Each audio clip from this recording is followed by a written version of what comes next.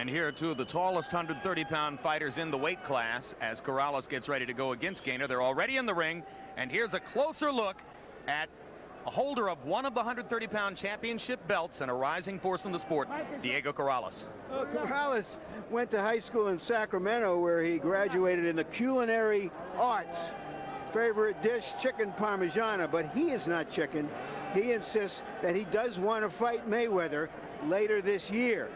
But when he has to move up to the lightweight division, he will not fight Johnston, the very well-regarded lightweight champion, because they are old friends. Derrick Gainer expected to get his first title shot last year against Roberto Garcia. Garcia came all the way to Biloxi, Mississippi before backing out of the fight rather than to face Gainer with his title on the line and 3 Southern judges and a Southern referee in control of the bout. So he had to wait even longer for finally this title shot, Larry.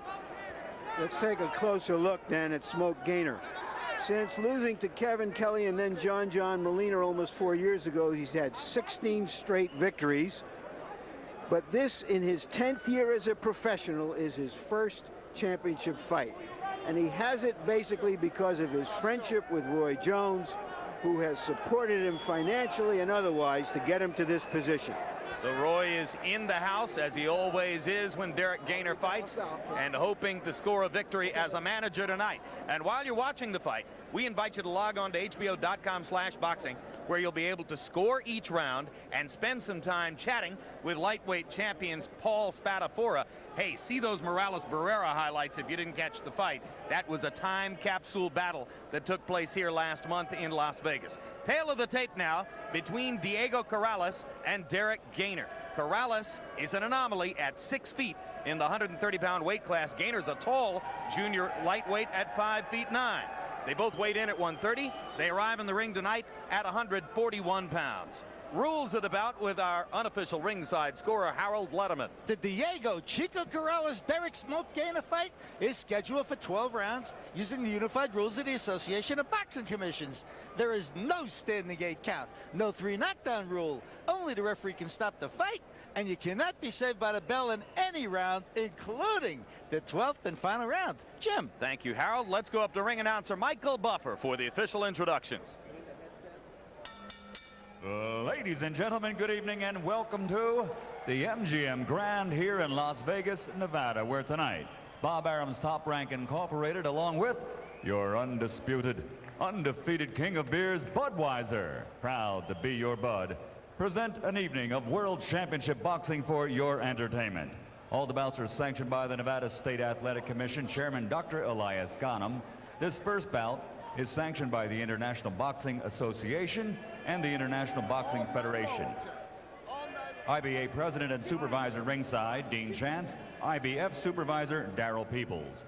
The 3 judges scoring this contest on a 10-point must system from ringside will be Mike Gliena, Bill Graham, and Jerry Roth. And when the bell rings, your referee in charge of the action, Jay Nady. And now, ladies and gentlemen, 12 rounds of boxing for the unified IBA and IBF Junior Lightweight Championship of the World. Introducing first, fighting out of the blue corner, wearing platinum trimmed with black and weighing in at 130 pounds. His professional record, an excellent 33 victories, including 21 knockouts, with 4 defeats. From Pensacola, Florida, ladies and gentlemen, here is the #1 ranked challenger in the world, Derrick Smoke Gainer.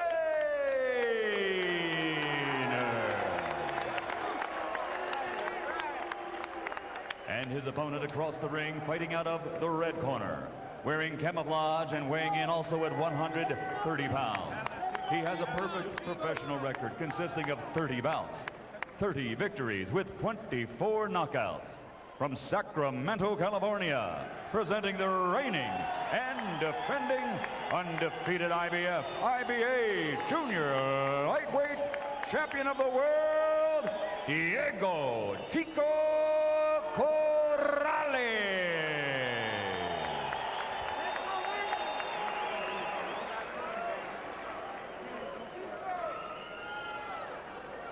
Gave you instructions in the dressing room. Are there any questions? I want a good, clean fight. Please obey my commands. When I say break, step back. Defend yourself at all times. Touch gloves. Now let's go to work. We've seen Corrales look wonderful against fighters who stand in front of him or come at him. Now he will be tested by a fighter who has great movement when he wants to. This will be yet another test. One of Corrales' primary sparring partners to prepare him for the fight, Kevin Kelly, man who fought Derrick Gainer twice, winning the first by knockout, losing the second by decision. Of course, Corrales wanted to train with Kelly because Kelly, like Gainer, is a southpaw. But Gainer by far the rangier of the two southpaws, and he starts out trying to approach Corrales with a left-hand lead. Corrales just trying to move in and get a look early in round one. Don't grab him. It was a hard left counter inside by Corrales. He has quick reflexes and good eyes.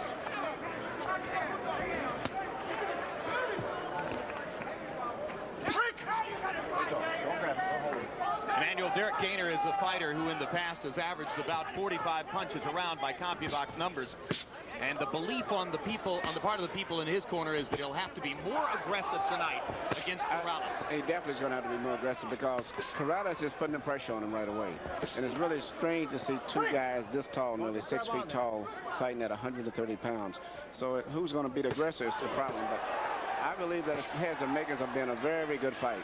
Gainer shows you his desire to be aggressive and to begin the exchanges against Corrales. As coming out of the break, Gainer whacked Corrales 3 straight times before Corrales seemed to be ready to fight again. Corrales is putting a lot of pressure on him, and he's, for the most part, is catching most of the punches.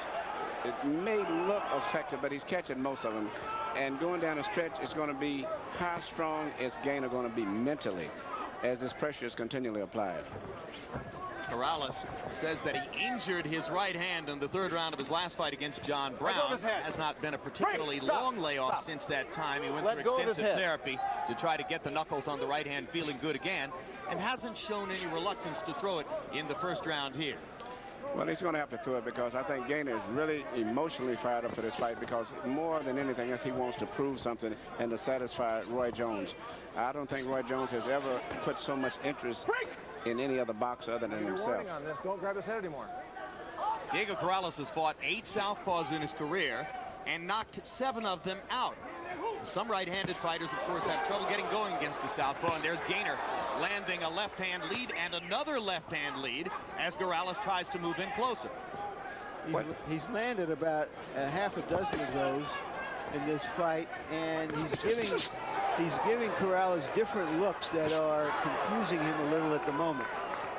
Well, he's going to have to do it a long time. Corrales is putting a lot of pressure on him, and what has probably made Corrales effective with southpaws in the past is he throws right-hand leads very effectively. That's one of his best punches, and that is going to be very effective, particularly fighting with a southpaw. And he fights out of an open stance, so he's ready to punch with either hand. Yes, right. He's always in great position, much like a Felix Trinidad type style. Always in perfect position.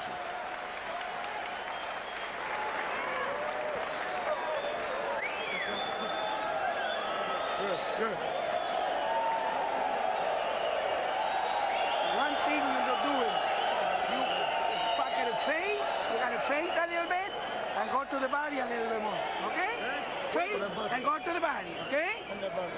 It's okay. When you spin out, when you throw your hook, sit down, you gotta turn to you, shoot your left hand on it, okay? That's a good round. Use a lot of feints. If you move to your left and you come back to your right, drop that good straight left hand off. Then spin out with your hook, okay? You good to go? Give him a run. Keep it like that on the head. You're good to go, okay? Are those left hands getting through? Seconds out.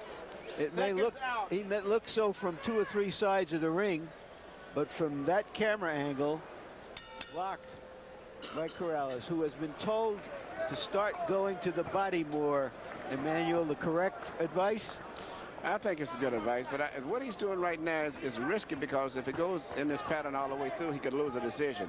But from what I can see, I know that Gainer's going to have problems holding him off with the way it's going, because he's not landing that effective on Corrales. It looks good to the crowd because Gainer's a very flashy puncher, much on the Roy Jones type, but he's not being that effective at this point in time. And Corrales is putting a tremendous amount of pressure on him, and I'm quite sure it's going to be more intensified as the fight goes on. But Corrales in the first round put pressure on without throwing many punches. Now he catches Gainer and gets ready to open up a little bit. In the first round, by CompuBox numbers, Gainer threw 52 punches to only 16 for Corrales. So Corrales was saving his energy in round one and getting a look at what Gainer would do. Now he begins to cut off the ring with a little bit more of a purpose. And also, if you notice there, it was the first right-hand lead that he shot off the back, which is one of his favorite punches. And I think as the fight progresses and he gets closer and closer, it's going to be a more effective punch in this fight.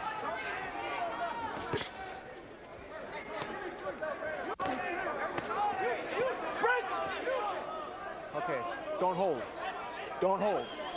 Box.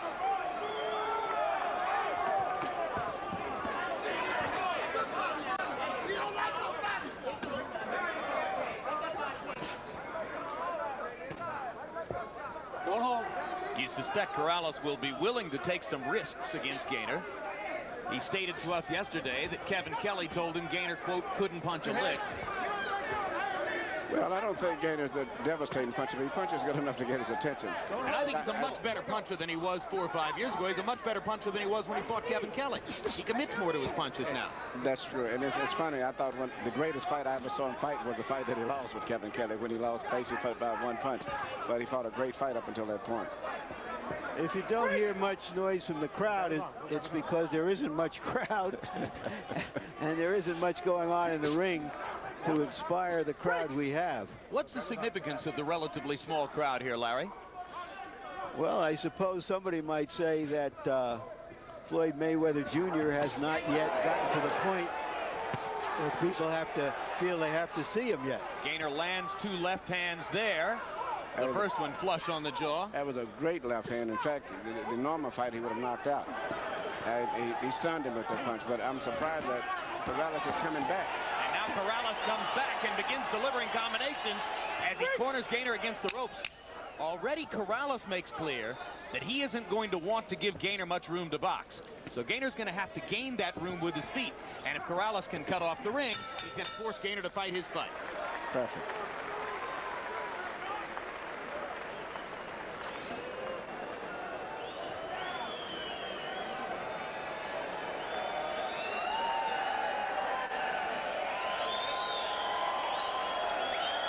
Here we see our partner, Roy Jones, sitting quietly behind the corner. And aware of the monitor to his left, able to see that he's on camera. RJ, who involves himself in so many different businesses. Take a little room. All right, deep breath. Dig in the inside, my baby. Bring you in there, dig in there, okay? Side to side. You looking good. We all right. We all There's a good straight left. Perfect left. Momentarily stunned Corrales, gathers himself, and goes on to probably win that round. But despite that, round 2 changed the momentum of the fight as Corrales threw 48 punches after having only thrown 16 in the first round, and by doing so he limited Gainer to only 26 output punches, half as many as Gainer threw in round 1. So Corrales shows that when he wants to be aggressive, he'll make it difficult for Gainer to get off. You know, I'd also like to point out, even though Corrales is the taller of the two, if you notice, he keeps his hands very close, unlike most tall guys, very close, which means he's going to be more effective in closer range, even though he's taller, because he fights with his hands in a position where he can punch very effective by just twisting his body with punches. And he's going to be more effective going down the stretch than the shorter fighter, fighting at this distance right here. Right now they're fighting in a phone booth, and you can see that Corrales has a comfort level with this. Can Gainer be as comfortable? That's a big question. Work.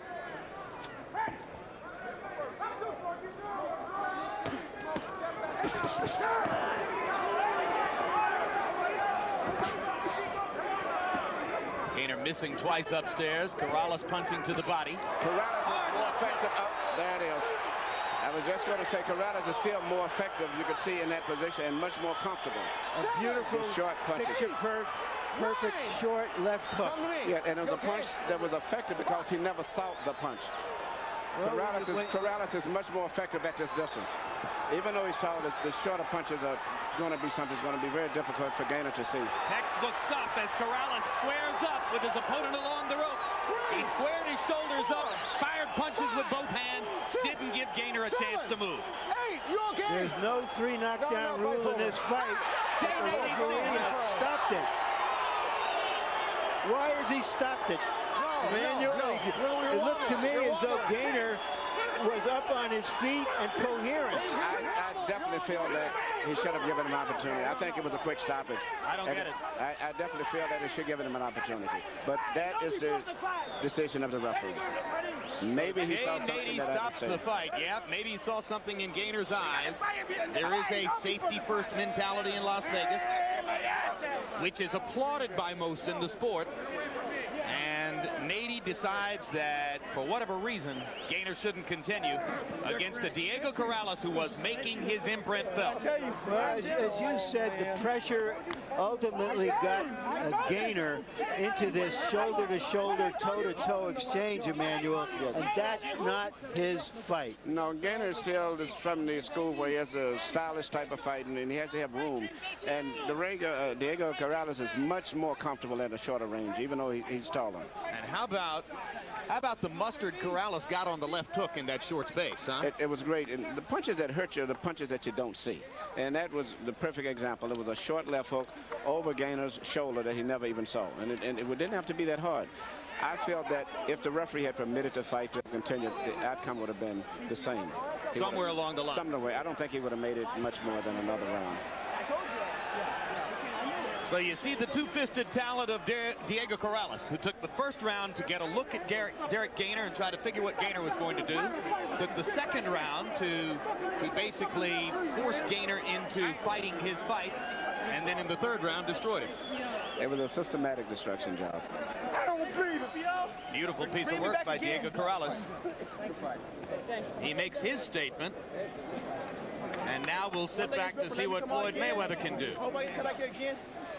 First knockdown, Emmanuel, and here's the left hook coming up. It's the punch you don't see there. He never saw the punch. Particularly when you're a southpaw, the punch that you're most effective to get with is a left hook, because all southpaws are watching for a straight right hand all the time. But the main thing is he was just too close on him. He couldn't fight effectively that close. And if you notice, Corrales is very effective at this short distance, even with his long arms.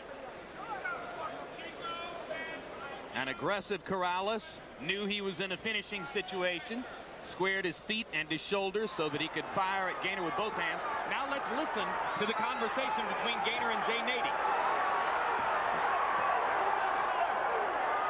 3, 4, 5, 6, 7, 8. You okay? No, fight's over. No, I'm sorry. Well, I tend to agree with you, Emmanuel, that the result was going to be the same, but I don't get the stoppage. Yeah, I definitely think, and I heard him say that he was okay, and his eyes seemingly had cleared. Let's go to Michael Buffer for the official particulars of the knockout. Gentlemen, following the second knockdown, referee Jay Nady calls a halt to the bout. The official time, 1 minute, 50 seconds of round number 3. The winner and still the undefeated IBF, IBA Junior Lightweight Champion of the World, Diego Chico Corrales.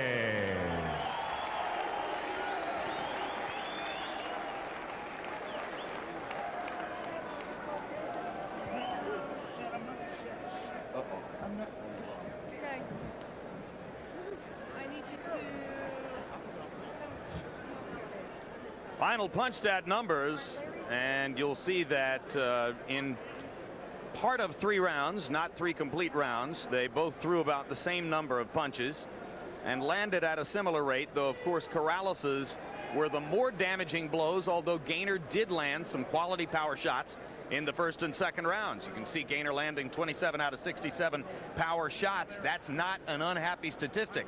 But Corrales 32 out of 95. Virtually all of Corrales's landed punches were power shots. And once he got the left hook going at close range, That was the deciding factor in the fight. Larry Merchant standing by with the champion.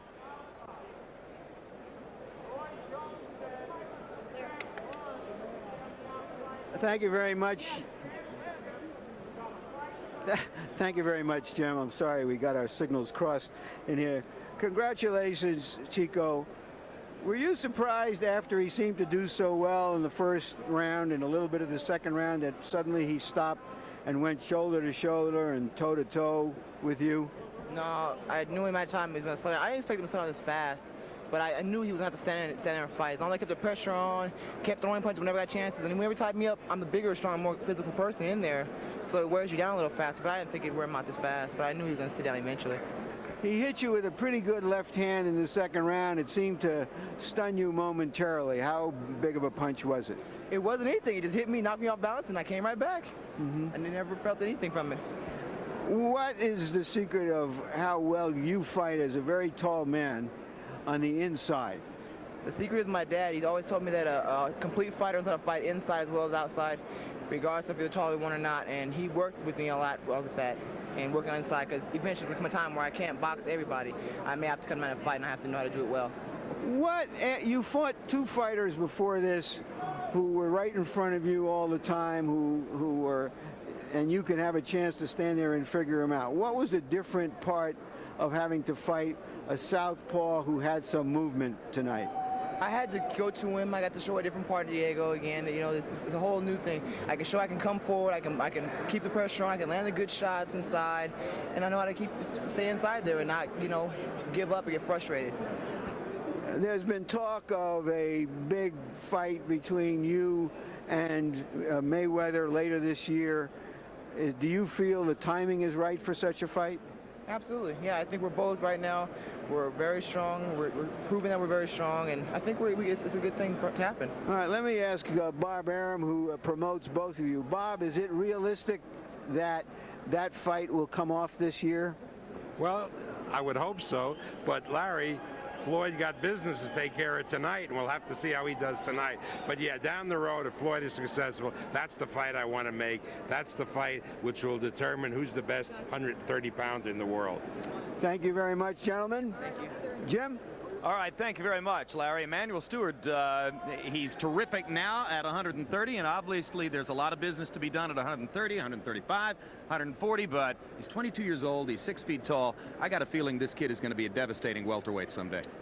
He could possibly be one of those guys could stay at a junior welterweight, possibly, you know, but the one thing about it, he's extremely physical, too, to be that tall. And it's going to be hard for anybody to beat him. I think Mayweather has a very solid, legitimate 130-pound challenge on his hand. Well, you've been saying all along that you're training Prince Nassim at 126 pounds with an eye toward a possible showdown down the road with Floyd Mayweather Jr. Would you fight this guy, 6 feet tall? He could possibly be even a more difficult fighter than Mayweather. But the one thing that Prince Nassim Hamed has, unbelievable one-punch punching power, and that can change anything. And I've been a long time since I saw a fighter that can knock people out with one punch, and that includes heavyweights today. But he's special, so you can never discount Prince Nassim Hamed with anyone he fights, in particular the way that he's improving now. In fact, when Lennox Lewis was talking to me about Hamed possibly and Floyd Mayweather, he said that would be a great fight. He said Mayweather's got such fast hands and combinations that Prince may not be able to handle it. He said, but then Prince can knock him out with one single punch too. So it would be a very interesting fight. Meanwhile, you heard the conversation between Derrick Gainer and Jay Nady. It certainly seemed to us as though Gainer was okay and could have continued fighting. Jay Nady, the referee, we're told, has declined to speak with us. Larry Merchant's back in the ring, I assume, with Gainer. All right, Jim. Yes, I am with Smoke. You waited a long time for this, Smoke, and you finally got a chance. You seem to be doing so well in the first round. Why did you feel you had to stand with him in the second round? First of all, I thank my Lord, Savior Jesus Christ for letting me be okay. I sat there because I didn't want him to keep getting the confidence to keep coming. So I was showing him that I can fight him inside and box him. And that's what I was doing. I was winning the fight. The stop was premature. But the left hook that knocked you down was something you never saw, was it? What do you mean? I saw a lot of things. I've been boxing professional for 10 years. I've been boxing since I was 11 years old. So then he's a real puncher. He's a good puncher. He's a good puncher. He caught me with a good shot. I mean, I went down. The shot when I got stopped, I was just went down so I wouldn't continue to get hit with punches. All right, let's take a look at the replays of what happened here, and you describe how you saw it and felt it. Okay, he was throwing punches at me. I was trying to slip. He caught me with a decent body shot. I went down here coming up, so I wouldn't continue to get punched. He caught me with a good hook then. I went down on one knee. Now that looks like the second knockdown. That was the second knockdown. All right. And I was fine. All right. Now, were you coherent? Did you feel you knew where you were and what was going on? Very much so. He asked me, "Are you okay?" I handed him my gloves, and I said, "I'm fine. If you play it back, you can hear me tell him I'm fine." Then he stopped the fight. The first knockdown was more harder punch than the second knockdown. All right. We have the sound of that, so let's see if we can get that as the referee, Jay Nady, spoke to you. Okay. He still had good head movement. Caught me a good shot there. 3, 4, 5, 6, 7, 8. You okay? I'm fine. No, fight for fine. So I said, what? Right. And I said, I'm fine. I'm fine. All right. We saw what we saw. I asked Jay Nady what he saw. He says that he felt that Smoke was still not completely stable on his feet and was rocking a little bit. So it was a judgment call. A lot of people thought that he could have given you more chance, but you were in serious trouble in that round. No, I wasn't. Of course, he dropped me, yes, with a good shot, but I gave him my gloves and I said I was fine. And I wanted to continue to fight. All right, thank you. So just, Roy, you've spent a lot of time and energy with your friend Smoke Gaynor. What are your thoughts about what happened and how this fight has ended? Well, I thought it was a pretty premature stoppage. I thought he gave the ref his gloves and said he was fine. Therefore, he should have been allowed to continue. This is a championship fight. This is not a dance. It's not a walk in the park. This is a fight. You can go down. I went down. Muhammad Ali went down. The best fighters go down. If you get up and you regain conscience, especially if you're ahead in the fight and you are coherent enough to tell the ref that you're okay, I feel as though the ref should give you the chance to fight. Now, if he would have gotten knocked down again, I could have understood the ref stopping it. But at least give him a chance to finish so that there's no doubt in nobody's mind, not only his or mine, but no doubt in nobody's mind, watching or here, and everything will be cool. All right, thank you very much, Smoke. Roy, Jim? All right, so Diego Corrales states his case with an impressive third-round technical knockout over Derrick Gaynor. Is he good enough to face Floyd Mayweather sometime later on this year? We'll get a look at Mayweather coming up as Floyd Mayweather Jr. gets ready to enter the ring for his title defense against veteran challenger Gregorio Vargas, who once held the world title at 126 pounds and now tries to take one from Mayweather at 130. We'll have that when we come back. Let's look ahead to other upcoming sports programs on HBO. Mark your calendars because the next 2 months bring a boxing festival on HBO. April 1, heavyweight Vitaly Klitschko makes his HBO debut against Donovan Razor Ruddock. April 15, a huge one. Fernando Vargas takes on Ike Quartey at 154 pounds. Ivan Robinson fights Antonio Diaz. May 6th, the premiere of HBO's new boxing series, KO Nation. Lightweight champ Paul Spadafora headlines the show. And May 20, Boxing After Dark returns with Kirk Johnson against Oleg Moskayev. Also, Corey Sanders takes on Hasim Rahman. HBO, the heart and soul of boxing.